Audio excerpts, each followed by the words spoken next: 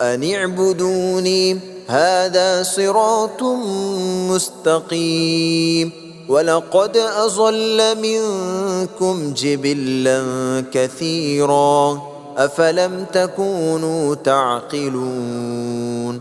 هذه جهنم التي كنتم توعدون اصلوها اليوم بما كنتم تكفرون. اليوم نختم على أفواههم وتكلمنا أيديهم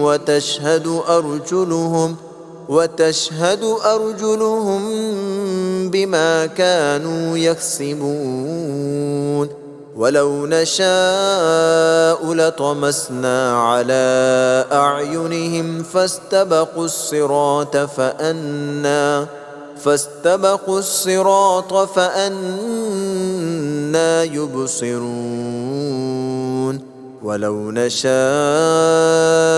لمسخناهم على مكانتهم فما استطاعوا مضيا ولا يرجعون.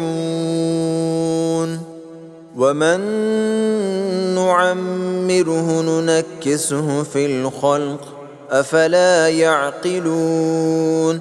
وما علمناه الشعر وما ينبغي له إن هو إلا ذكر وقرآن مبين لينذر من كان حيا ويحق القول على الكافرين.